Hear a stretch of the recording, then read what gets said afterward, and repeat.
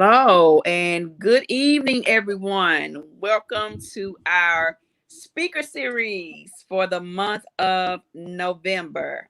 So we skipped the month of October because we wanted to make sure that we didn't interrupt early voting. So we have a wonderful topic tonight. Our speaker series is where we, as Nashville Propel, have an expert to come in and talk to our parents about the issues that they care the most about. And so, if this is your first time ever watching our speaker series or connecting with us, I want to tell you a little bit about Nashville Propel. Nashville Propel is parent led and it's parent organized, and we represent families, parents, and grandparents and children from our most struggling communities. And so, most of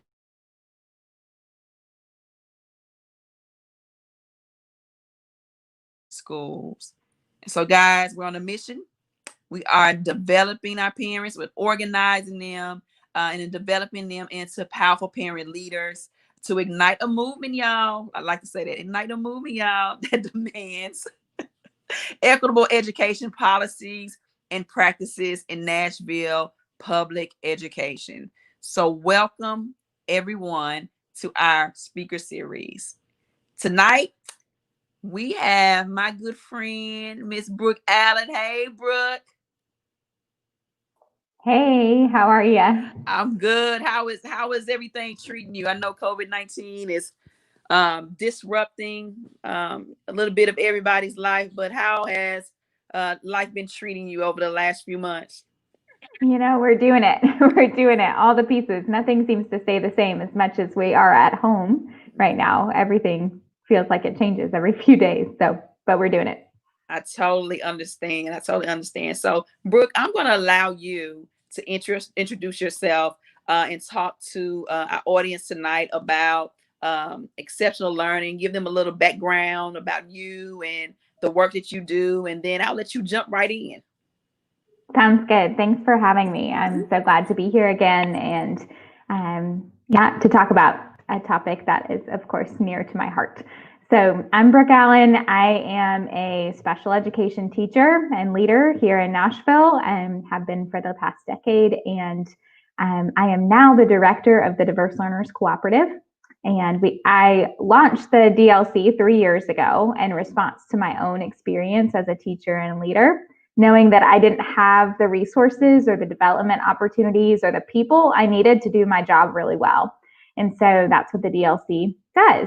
I am super passionate about systems that work for all learners, including our students with disabilities and our multilingual learners, and just every learner who brings their unique gifts and talents and knowledge and skills to our classrooms. So I like to help schools figure that out and figure out how to get the best for all of our students. So like I said, I'm the director of the Diverse Learners Cooperative. And what we do is we're a nonprofit based here in Nashville that we serve across the country now, thanks to COVID-19. And we connect teachers and leaders with professional learning and resources and networks they need to improve outcomes for learners, and with the hope of increasing teacher and leader retention. We know that our teachers and our leaders are leaving the classroom in their schools at super high rates when it comes to the field of special ed. And we want to buck that trend and connect teachers to what they need to do their jobs really well so that your children have everything they need to succeed. So tonight I would love to talk for just a few minutes and then open it up to questions and help you get the resources that you need to equip and empower you to find pathways through our often confusing systems of special education so that they will work for your child. So we're going to talk about, let's see, there it is. We're going to talk about effective IEPs. We'll talk about what that means. Effective IEPs during school closure, which is school building closure, I should say, which is where we are right now.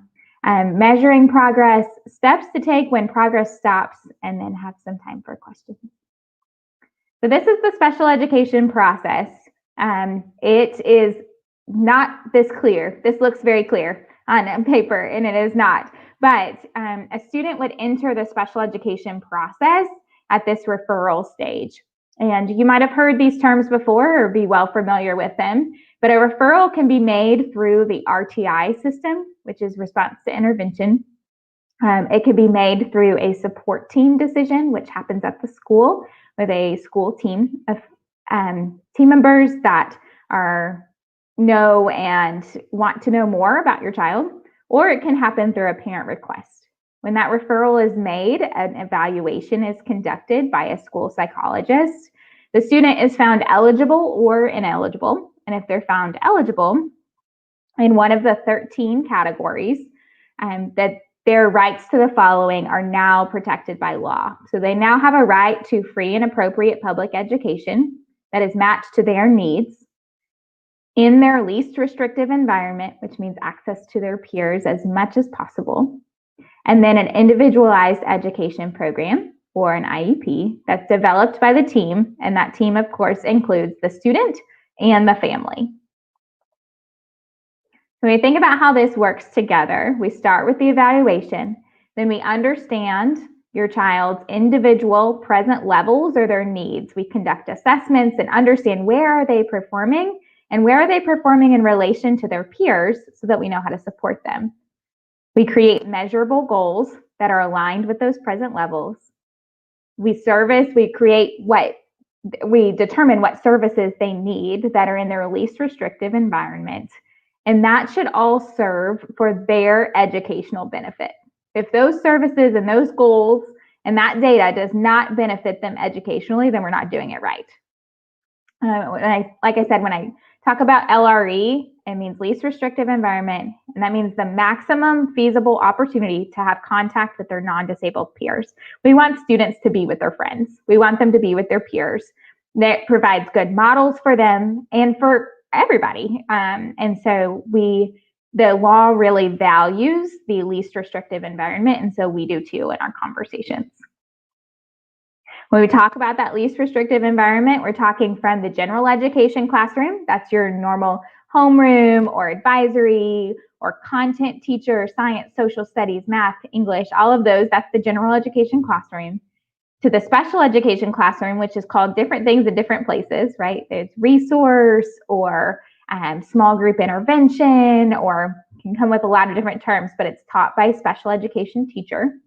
To a special school, we have a couple of those here in Metro, and that would be a special setting that is deemed most appropriate for your child. Within the team, you have a say in that. Homebound, and then hospital or residential facility. So the least restrictive to the most restrictive. Most kids with an IEP are a mix of both, right where I drew that arrow right there. So somewhere between general education classroom sometimes, special education classroom sometimes. When we think about an IEP, I like to use the metaphor of a common thread. And this is something that you as a parent of a child with an IEP can be looking for in the IEP. Make sure it makes sense. And this is what it should do. There should be a common thread from the data that they collect about your child using great measures all the way through to the services. So it might start with, or it does, it starts with the present levels, and those present levels are detailed for each area, every area that your child is challenged with. Then it goes to the measurable goals. Those measurable goals should help your child reach further into those challenged areas. And finally, what services are we going to provide? Services and accommodations, or anything that we're going to change about the environment to ensure that your child has access to maximum growth, to all the growth that they need and can make in order to be successful. I'm going to show you an example here. So if a present level says, given a letter naming probe, Susan can identify 12 uppercase and lowercase letters. If she can do 12, then our goal might be that she can identify all 26. These goals are for a whole year. So for a whole year, Susan's going to be working on those letter naming and in a small part of her day or across her day. And then the services, or she's going to get reading intervention to work specifically on that. And I give this example because I see so many IEPs that don't follow the common thread. They have data, they have goals, and then they have services based on whatever the team put in there. And so this is one way that you as a parent can advocate for your child, is to look for, does what we know about our student, is it reflected in the goals, and is it reflected in the services? So an IEP team, I've said that a couple of times, you are involved in this, and you are a really important part of this process. We can't move forward without your consent, and you can wield that. Like, that is your consent to give when you want to give it, when you feel in agreement with what the team has to say. The general education teacher, the special education teacher, any other service providers like a speech therapist, an occupational therapist, a counselor, a school psychologist, and then somebody that represents the school itself, that can make decisions about what the school can and can't do. That's often a principal, an assistant principal, somebody like that. They're part of the IEP team. And every time you make decisions about how to change services in IEP, you have to have the whole team, and they have to be in agreement. So here's the kicker. None of this changes in a virtual setting. All of the things that I just talked about go for a virtual setting too. So if you have a child with an IEP, all of the same laws apply, all of the same services apply, and you have to give your consent to change anything. So Metro has a document called a CLIP, a Continuous Learning Individual Plan. This CLIP document is supposed to document how the services that are already in the IEP are given virtual. And the CLIP should still provide free and appropriate, individualized education in the least restrictive environment, with changes to their IEP only agreed upon by the whole IEP team, including you. So you still have access to all the same rights that you did. The CLIP document should just describe what that looks like virtually. So how do you know if it's working? If the IEP itself is working? One, your child is receiving all the services that are described in their IEP. If there's a service in there, they need to be provided it. So you might ask, are these the services that were agreed upon by the IEP team? And you can check your child's schedule. Does it line up? Are they receiving those services in their schedule? That would be a good way to know if your IEP is working. Two, your child is making progress toward their goals. Are you not sure if they're making progress? It's hard to know as a parent. You know, they're working on something. We don't always know what they are working on, especially our older ones, right? So you can read the quarterly progress reports. You should all receive a progress report every quarter that's specifically aligned to their IEP from the special ed teacher. Or you can ask the special ed teacher for progress monitoring data. That's a powerful phrase, progress monitoring data on specific goals. So if you're not sure how they're doing on their letter naming goal, ask the teacher, they should know. Third, your child is engaged in a productive struggle of new learning. New learning is hard work. Your child should be engaged and able to work hard, but not overly frustrated. If they are, they may need a different kind of support. If your child is showing signs of anxiety or frustration or disengagement, there's something that's not right about the situation. And that's when I might think this IEP is not working for the child and we need to revisit it as a team. So who do you talk to if it's not working? First, the special education teacher. That person's going to know the most about your child, or should. You could talk to the general education teacher, their homeroom or their content teacher specifically. You could talk to another service provider like the speech therapist, a counselor, somebody else that is seeing your child in some way. Principal, and then the special education coach is a district assigned coach that works with a specific set of schools. If you're not sure who that is, ask your principal or your special education teacher. They will know, and that could be a good person to talk to if you're really having a hard time at the school level. Now, I drew a curly line here for a reason. This is never a direct process, right? Like sometimes we talk to the special education teacher and then the gen ed teacher and they get a different story. And then we go back to the special education teacher. So it's never that direct, but this is the lane of people that I would talk to if the IEP is not working. And then what do you ask? One, you ask to show me the data. What does it look like? What is my student doing? What can you share with me that shows that they are making progress or not making progress? What's going well? What isn't? You could ask them, is this accommodation that I see right here in their IEP, is this happening consistently? Are they getting all the extra time that they need to get? Is there a visual timer? Whatever your IEP says, is that happening? And is it happening every time? What can we change about the support to help him meet his goals or her goals? So I love this question because it's not changing the goals. The goals are often our like highest aspirations for that child in the year. We don't want to change the aspiration. We want to change what support the child needs to get there. So if they're not meeting their goals, the goal is not what we should change. The support is what we should change. So ask them, what can we change? And then can we have an IEP meeting to discuss this? You have a right every single time to ask for an IEP meeting. They won't say no. They can't say no. They might say no. they can't say no by law. And so we can convene an IEP meeting to discuss any changes that we want to make about the IEP. And then always follow up. So, you've shown me the data. He's not making enough progress. We're going to implement this idea to help him make progress. I'm going to check in a week's time, or I'm going to check in 2 weeks, or whatever, or maybe it's in a day to see if it's working, depending on what the change we're making is. But always follow up. The schools should follow up with you, but there's a lot of things going on for you and the school. So if you both commit to following up, I think it is more likely to happen.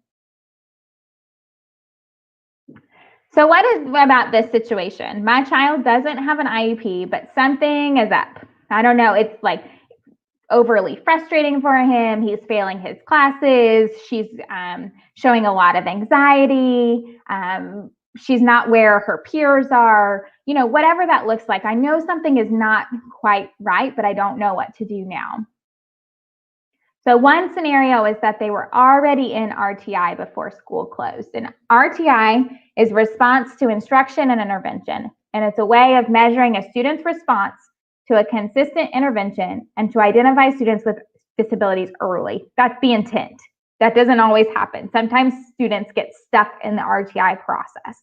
They're getting tier 2 intervention forever, right? That's not how it's supposed to work. But if they were in RTI before school closed, they were getting a math or a reading intervention. Those are the most common. You might ask, are they receiving those interventions now? So where in their day does that intervention time fall? Ask that question. Is the intervention working? Ask that question. They should know.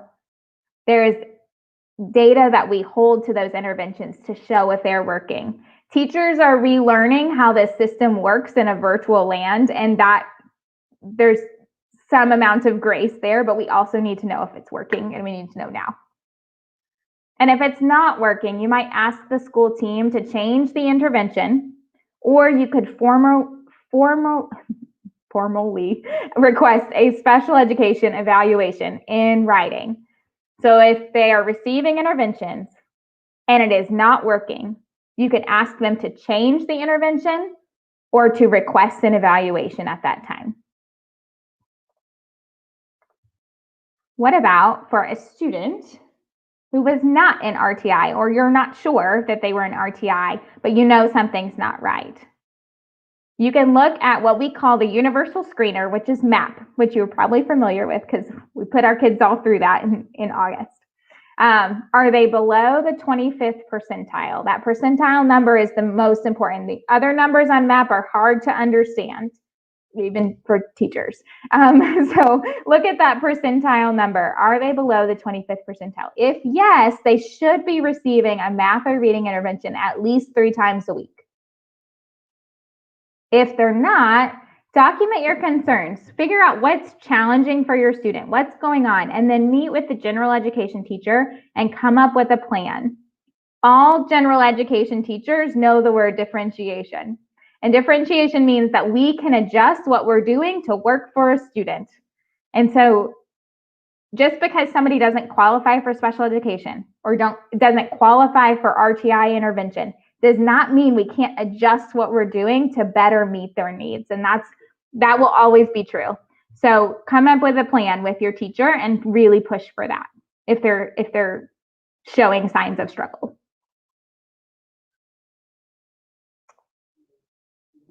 So that's what I've got. I hope that answered some of your questions, but I am excited to hear more of your questions now. Wow, thank you. I mean, that was a packed presentation, but I think it was very informative. So we have a question here from Janie Zerker. What happens when an IEP is not being followed virtually? Right. Yeah. So that would be where you talk to the special education teacher first, and try to understand whether it's on your own or with the teacher, what's not being followed. Is it services not being provided, or that the student's struggling with it? And they should be like an IEP should be provided virtually. And if it's not being, then it should have been like consent from you to do it differently. And so I would go to the special ed teacher first and then follow that progression of special education teacher, other service providers, principal, special education coach. So, Brooke, I do have a question. I want to reiterate with parents about the communication. So we often say follow up, or we say contact. What is the best way for parents to communicate with the school? Because we often hear parents say, I did call, or I tried this, or I tried that, and they kind of get in a rat race as far as communication goes. What is your recommendation for communication when we, as parents, have issues with IEPs, or if our children are performing in the 25th percentile or below? Mm-hmm. Yeah. I would try multiple forms. I know that's sometimes difficult to do because your time is limited as well, especially with kids at home. But email, call, text the teacher, or whatever form of communication that they've noted as their best. Try it a couple of different ways. And then if that isn't like after multiple, like 2 or 3 failed attempts at getting a hold of a teacher, that's when I would go up and copy that teacher on the email, right? And just say to the principal, I've been trying to reach such and so. What would be best for getting a hold of her? These are my concerns. Or yeah, that's the best way I would say to do it, because it leaves a documentation trail. Yes. And so parents also, I would recommend, if you are communicating via text and phone call, that you ask for a follow-up email from the conversation that you have with the teacher or with the school.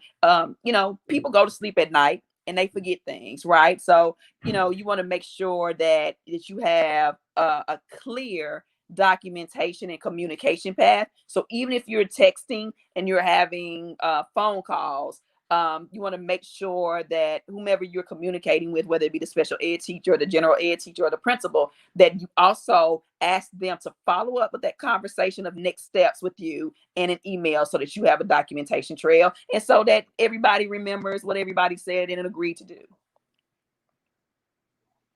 So we got another good question here from Victoria Gordon. She said, is a clip a replacement for IEPs since we are virtual? Uh-oh. That's a good question. So this is there's a lot of semantics around what a clip is, honestly, and we've been trying to figure out exactly what to call it as well. It is a description document. That's not even a good description of it. It is supposed to describe the services that are in your IEP, in your child's IEP, what will happen virtually. So if in the IEP it says that they receive 30 minutes of reading small group every day, at home through a virtual environment, what does that look like? Sometimes that looks like a live 30-minute lesson every day to help that child meet the same goals. And that's what it'll say in the clip. It'll say, small group reading intervention, 30 minutes, one time a day, synchronous, which means the teacher is doing it live. If it is delivered differently, another option would be asynchronous, which means that the student can do it without the teacher live. And that might be a computer program that's helping them meet the same goals. That's the idea, is that should be helping them meet the same goals, but in a virtual environment. The way that Metro has put the guidelines around it is that the minutes should be the same. So 30 minutes of this in the building should look like 30 minutes of service at home, but it doesn't mean live service. It means it could be a check-in with the teacher once a week, and then the other 4 times they're working on a computer program that helps them meet the same goals. So it should be a description of what the services look like, just the services in a virtual environment. It doesn't change the goals and it doesn't change the data. Okay, so let me try to make this really clear. So let's say that we're driving to the Metro Nashville Board of Education, and we usually take I-65 South, but they are doing construction on I-65 South. So what I may have to do is go Rosa Parks to 8th Avenue to Bransford. So it didn't change my destination because I'm still going to end up at the Metro Nashville Public School Board of Education. But what I did was I deviated from my normal route, and I'm going a different route, but I need to get to Bransford Avenue the same way. And I started from the same place too. It started from the same place. Yeah, I'm going to use that, Sonia. I like it. Yes, that's accurate. Let's see what else we got here. Got any more questions? Throw them out, y'all. Throw those questions out. I do have a question about one of the things you said about students that may be struggling. And one of the things that is being done or should be done is interventions be put in place. So whether that's tier 1, 2, or 3. I do have a question about if let's just say that a child is struggling, they're put in a tier, what would it be? A tier 2. Mm-hmm. And the child begins to make progress. Does the school have a responsibility to communicate that and notify the parents if they are going to stop those interventions? Yes. Start or stop. You have to communicate with parents about what extra is going on. With or without an IEP? Yeah. And in that system, well, you could have an IEP and getting intervention for something different, but yes, absolutely. Mm-hmm. Okay. And that paper trail should go in the cumulative record as well.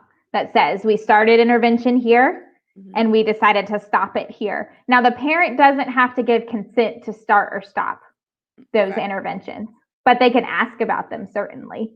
Mm-hmm.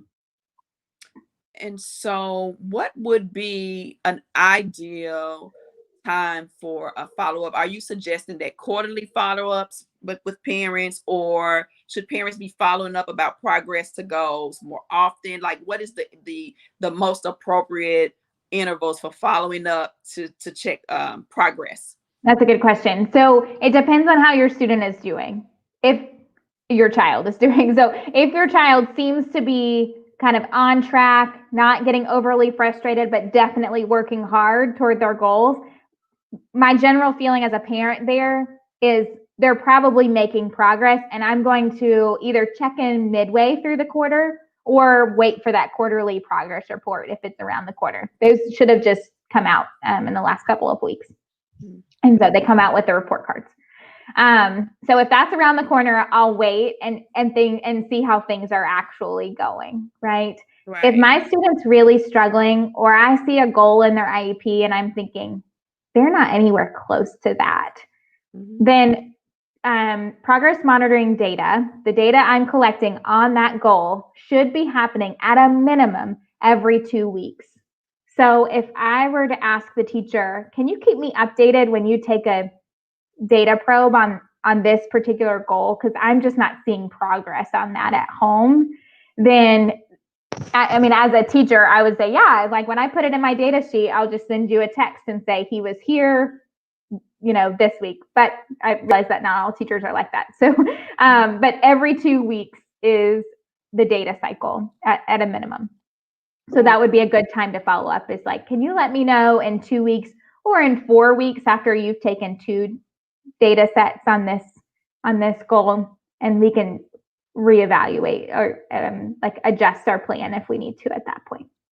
I mean, that sounds smart, right? Like, as we look at priorities and progress to goals, like that, I think that's an awesome recommendation for parents. I don't think a lot of parents know to do those data checks, every couple of weeks or every 4 weeks. But parents, it should sound an alarm. Okay, that's what we're saying. um there's no reason, even though your child is an exceptional learner, your child should be able to reach their greatest potential. Mm-hmm. Your child having an IEP does not equal not being successful. No, What it it, allows them to be. yeah, it should allow them, it should enhance their gifts and their strengths that they have. And so I've heard a lot of parents, when they describe their children, they'll say, my child has an IEP. And so what I want to impress upon you is to say, my child is brilliant. My child is a genius. My child just works different.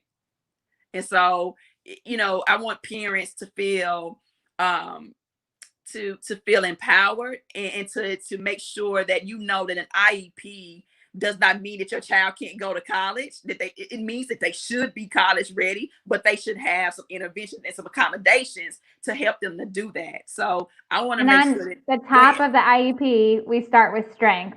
That should Yes. always be where we start a meeting too. And it's like the most lovely place to start a meeting. We Yes. don't need to be contentious about that. Like, let's talk about what you see your child is good at and what we see your child is good at school. Let's start there.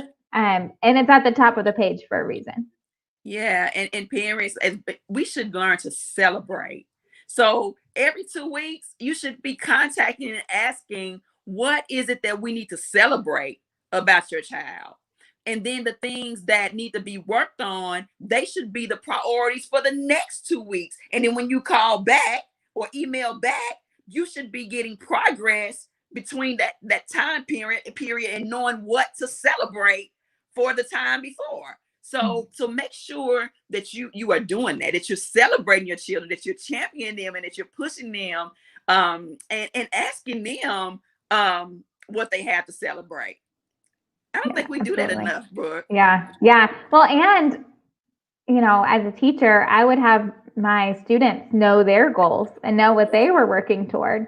And so their parents might ask them, like, did your reading score go up this week? And they should know. And Absolutely. so there's a way to invest your child in it too. And they get really excited because often the rest of school can feel like a real big struggle when they look at their grades.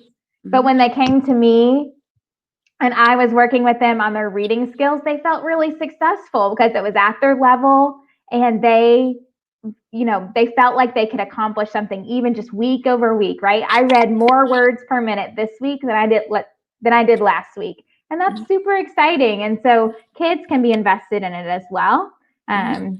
into the process. Wonderful. So tell me something, Brooke. Mm-hmm. This is a conversation that's very uncomfortable, and a lot of people don't like to have this conversation. But we know that IEPs are there. Like, there's some legalities around IEPs, and when they're not followed, what are the steps that parents take? Olivia Lohan is asking this, like the legal next steps for parents who have hit a wall. Yeah. So as soon as that eligibility is as soon as your child is eligible with an IEP, it means they're covered by all the statutes in IDEA, the law that governs special ed. And one of those is due process and a formal complaint procedure that happens.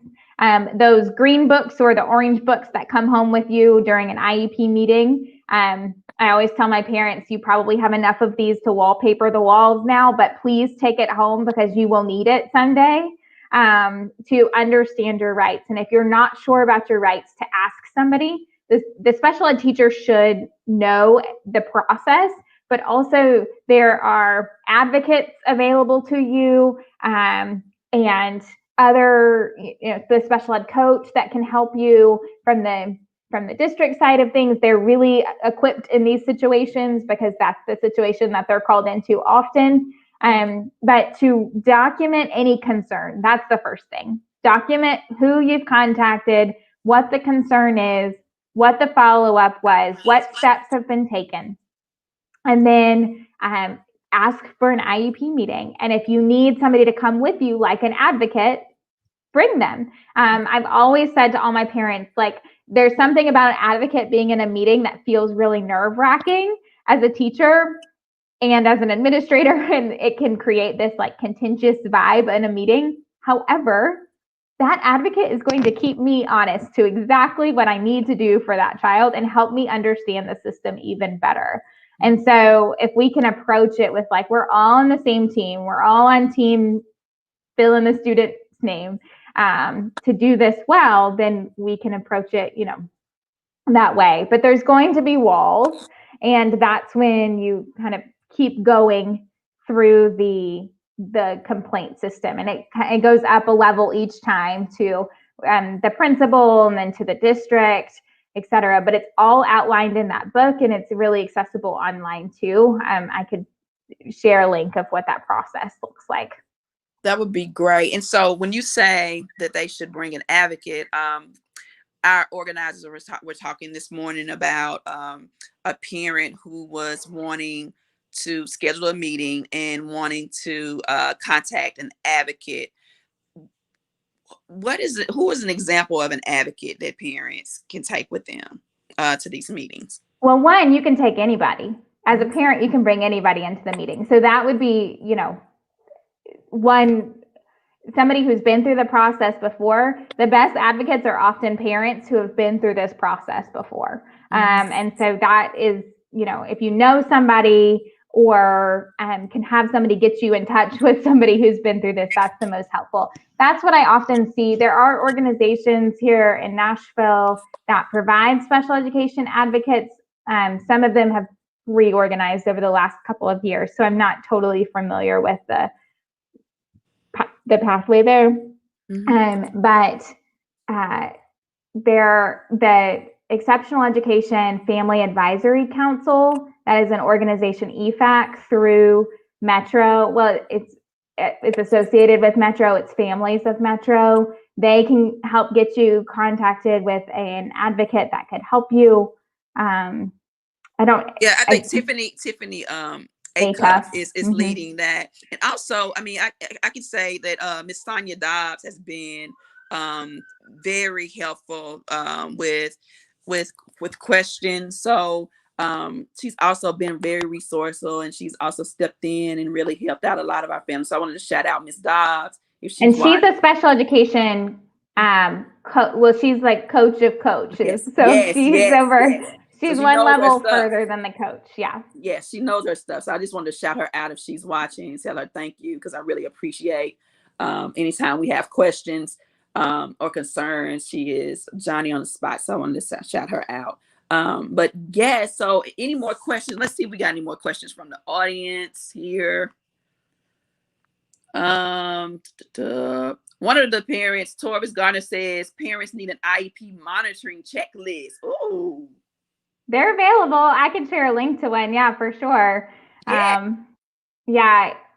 Whether it's used by the school or whether it's used by a parent, I think the process is the same of just understanding what that document entails, and does it entail all the things I need it to in order for my child to be successful. And Good so idea. Bisha, she put a note in here. She said important if below 25th percentile in reading or math on MAP assessment, child should be receiving interventions. I think the child needs to be screened like a comprehensive assessment. I mean, why do we have to wait until they dip down into the 25th percentile before we're actually doing intervention? Like, So what is this the is actually, threshold? yeah, it's way better than it used to be. So that's it's progress. What we used to do is wait several years that they were failing, and then we would say, oh, they're far enough away from their peers that we need to do something different now. That's how you would uh, diagnose a learning disability. Now, the 25th percentile comes out of the RTI system. And because we're supposed to take a universal screener or the MAP assessment, fall, winter, spring, 3 times a year, it does shorten the amount of time that comes between those, that we're not waiting too long. And so it gives a threshold for that to be able to make some good decisions about what intervention is needed. And so then my question, Brooke, we talked about the Cume file, and the Yes. Cume file is a hot, unholy mess. I'm just gonna Oh, say that. yes, It's a that's hot, accurate. it's a hot, unholy mess. Yes, I have mine, and the things that I found in my son's Cume file put me in the hospital May 31st because I almost had a heart attack. Seriously. I mean, I'm just being vulnerable. When I read his Cume file and then all of the stuff we had been through, it sent me into some cardiac problems because um it was awful. What is the communication path besides that Cume file? Because I believe what's happening. I'm just assuming, and based on the assumptions based on my real experience, but I'm making the assumption across the board about the communication. So if your child is in the 15th percentile or 25th percentile in first grade, um, they're assessed or whatever. They don't have a disability supposedly or whatever. I mean, like, what's the communication from grade to grade so that children don't fall through the cracks? Because I'm seeing a lot of children fall through the cracks. Mine fell through the cracks. And so what is that communication path looking like, if you know? I mean, maybe you don't even know. I mean, I think that's where it falls short. I don't think that's happening in a strategic way that helps first to second grade, second to third grade teachers understand who's walking into their classroom. You're right, those Cume files are a beast. And like, there's no third grade teacher in their right mind that's going to go through the Cume file of every child that's now in their 25 kid class. And so it's the Cume file is not a good way to communicate with anybody. It's a good way to store information, but it's not a good way to like pass students from teacher to teacher. And so I think that is, unfortunately, the onus then becomes on the parent to say, last year we had this experience and this year we need this, or he received reading intervention in second grade. How do we make sure that starts from day one instead of, oh, come October, we finally have results back and now we can make decisions with it. So I don't think that communication pathway is well trod at any, like it's not firm between years, certainly. And even within the course of a year, I always felt like as a teacher, I was finding out information about my students well into the school year when I could have been so much more equipped at the beginning of the school year. Wow. So, we got a parent, Shaka Dukare, is saying, what is compensatory services? Yes. What are those? Yeah, so compensatory services are when a student has an IEP and for some reason they didn't receive the services that were allotted to them and protected by the IEP for a certain period of time. In a regular course of events, not COVID related, not school building closure related, sometimes, for example, I got a student in August. Come October, their Cume file finally arrives to me and I realize they have an IEP and they haven't been receiving services for the 2 months, August to October. And so what we do is we sit down as an IEP team, and the parent is included in there, and we say, what were the services they were supposed to get, and how do we provide them now? And what ways did the student regress, move backwards as a result of missing services, and how can we make up that time now? So they might get extra services for a period of 2 months, or they might get accelerated services for a few weeks to get them caught up, depending on the child's disability and depending on their needs. Now, in COVID land, that takes on a whole new brand because everybody missed a whole lot of school. And so the schools right now are trying to decide, how do we make up and make sure that our students with disabilities have access to the services and to the opportunity to grow that they missed because our schools were closed and that they weren't receiving services. So this is a big question. Some schools, some districts are on the ball with this conversation and thinking about it now and having the conversation and saying, how do we provide these services? Some are not, because a lot of them are not back in school. So we're trying to figure out, like, what does that look like? Is extra virtual service adequate, or should we wait till we get back in the building because that service will be better for that student? It kind of depends. So it's an IEP team decision about what you do. It needs to be documented, but the compensatory services, Visha said, it's a catch-up plan. That's what it is. Mm-hmm. And so when you say the IEP team, parents, you are part of the IEP team. And nothing else is clear tonight. Yeah, you are the quarterbacks of the team. Okay, you need to call some plays. You need to go in those meetings, and you need to ask questions. You need to be well in tune to the playbook, to the goals, and you need to be monitoring your child's progress, and making sure that you're keeping up with that communication. And if they're all those compensatory services, then you need to be asking about those things. So make sure you put that on your to-do list to send out an email if your children are, if they're needing the catch-up plan, as Visha was saying. Let's see if we got any more questions here. So let's see.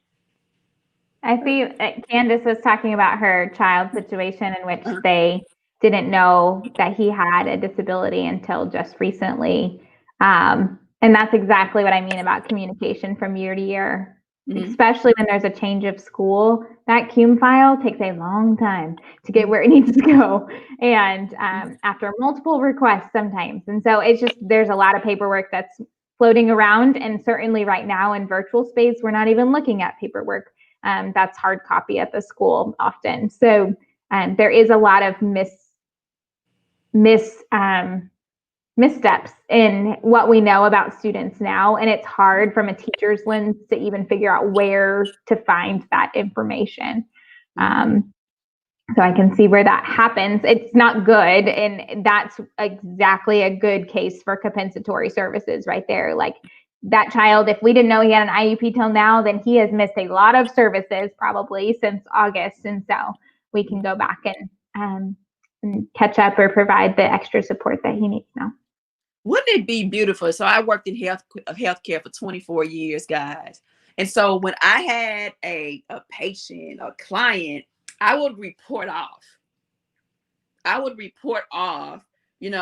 Their status, how they were doing, if they had any complications, if they needed any additional services, if they needed to have a consult, if they were going to surgery, did they have their Pepsi?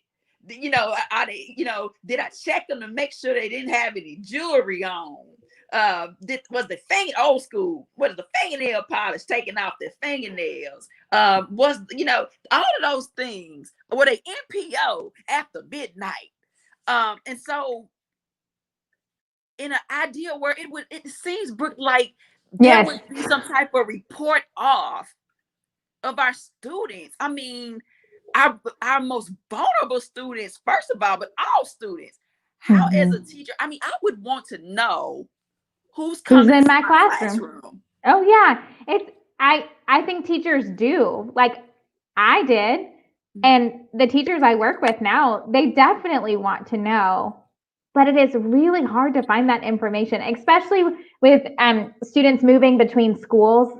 That is just where it gets like super complicated. Or when I said at the beginning, one of our main missions is the DLC is to increase teacher retention because teachers are leaving the field at just astronomical rates, especially in special ed.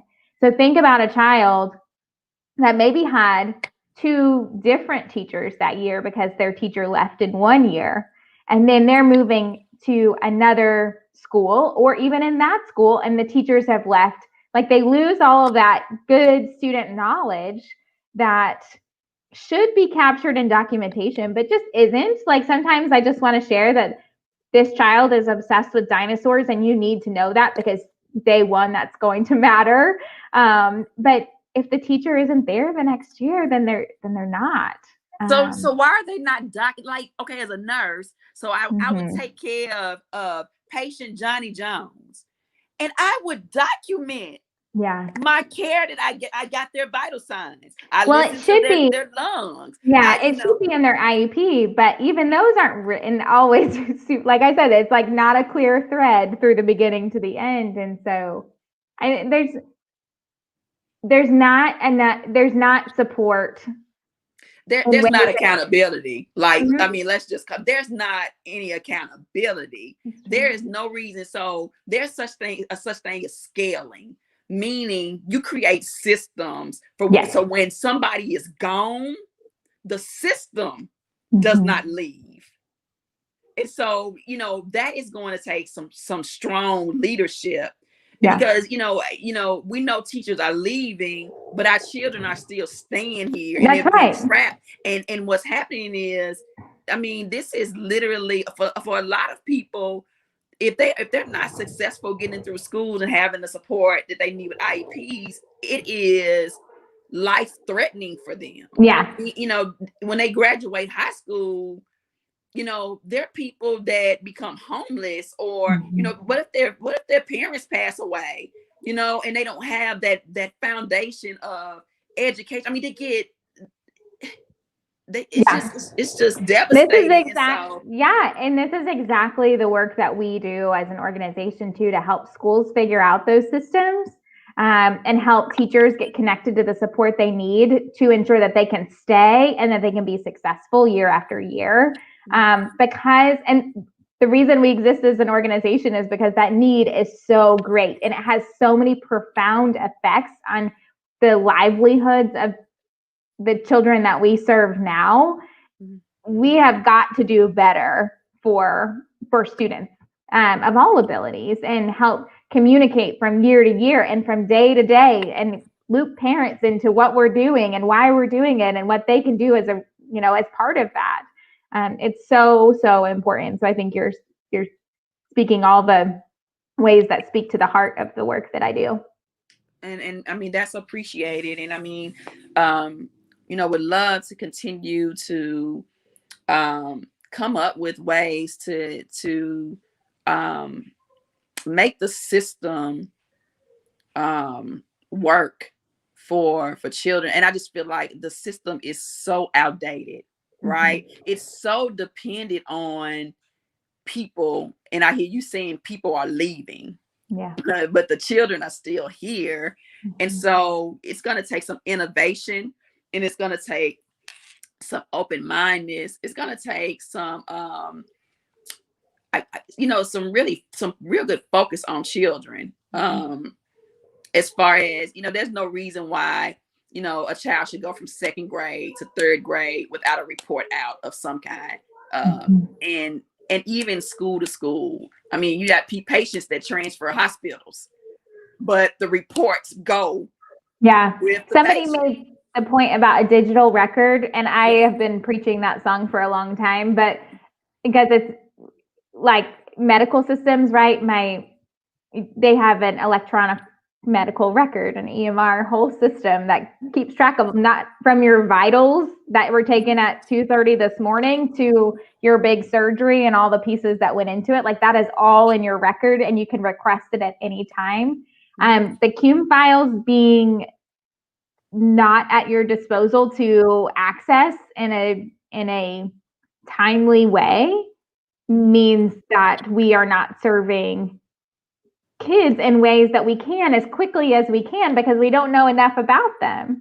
And so we are spinning our wheels, taking all sorts of new data at the beginning of the year, and then realizing that we already had intervention data that was in the CUME file before.